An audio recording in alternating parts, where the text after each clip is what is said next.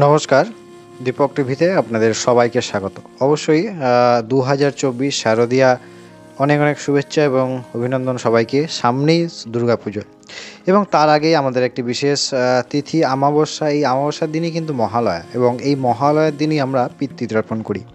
যারা সনাতন ধর্ম অবলম্বী আমাদের জীবনে কিন্তু এই যে তর্পণ এই তর্পণটি একটি বিশেষ গুরুত্বপূর্ণ বিষয় এবং এই তর্পণ করার বিষয়গুলির উপরে আমাদের জীবনে আমাদের প্রাত্যহিক জীবনে কিন্তু একটু বিশেষ ইম্প্যাক্ট ফেলে।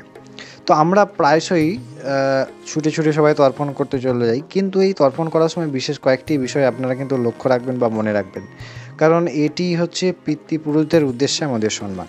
চলুন আমি কথা না বাড়িয়ে আপনাদেরকে সেই বিষয়গুলি অবশ্যই অবগত করব এবং আপনাদের জন্য টেক্সটগুলোই অবশ্যই আমাদের ডিসপ্লেতে দেওয়া থাকবে।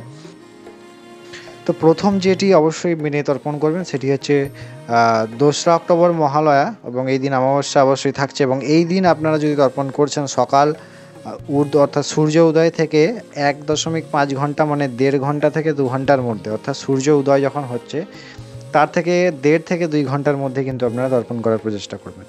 যদি দেখছেন যে তর্পণ করার সময় বৃষ্টি শুরু হয়ে গেছে এবং আপনার যে পাত্রে যে জলের দ্বারা আপনি তর্পণ করছেন সেই তর্পণে কিন্তু বৃষ্টির জল যেন না পতিত হয়, যদি হয় তাহলে সেই জলের দ্বারা কিন্তু তর্পণ করা যায় না বা উচিত নয়। কম করে আপনারা তর্পণ করার সময় যখন প্রদান করবেন তখন হাঁটু জলের মধ্যে কিন্তু দাঁড়িয়ে তারপরে তর্পণ করবেন এবং এই দিন অর্থাৎ মহালয়ার দিন যেদিন আপনারা তর্পণ করছেন সেই দিন কিন্তু আপনারা আমিষ দ্রব্য ভুলেও গ্রহণ করবেন না এবং নখ চুল কাটা তার আগের দিন থেকেই আপনারা বিরত থাকবেন। এবং আপনাদের সবথেকে গুরুত্বপূর্ণ বিষয় হচ্ছে যে এই দিন আপনারা কিছু ভিখারি যারা খেতে পাচ্ছেন না বা আপনাদের সঙ্গে সম্বন্ধীয়, আমাদের ডাইরেক্ট সম্বন্ধীয় কেউ নয়, বেমতলব এমন কোনো মানুষ থাকেন যারা আমাদের পরিচিত বা আত্মীয় নয়, কিন্তু তাদেরকে আমরা যদি দান করি খাদ্য অথবা আমরা পশু পাখিদের খাদ্য প্রদান করি এবং সেই পুণ্য কিন্তু আমাদের পিতৃপুরুষের উদ্দেশ্যে যদি প্রদান করি তবে তা আমাদের জন্য অত্যন্ত গুরুত্বপূর্ণ এবং বিশেষ ফল প্রদান করবে এবং অবশ্যই তা পিতৃগণের উদ্দেশ্যে আমরা নিবেদন করব। সব থেকে গুরুত্বপূর্ণ পয়েন্ট, সপ্তম পয়েন্ট, সেটা হচ্ছে পিতা বা মাতার জীবিত থাকলে আপনারা কিন্তু তর্পণ ভুলেও করবেন না।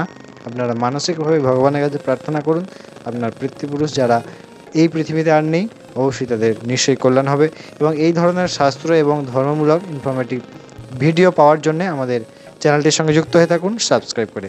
অনেক ভালো থাকবেন, সুস্থ থাকবেন। পুজোতে দেখা হচ্ছে অনেক অনেক ভিডিও নিয়ে, অনেক দর্শন, অনেক রকম আপনাদের জন্য থাকছে।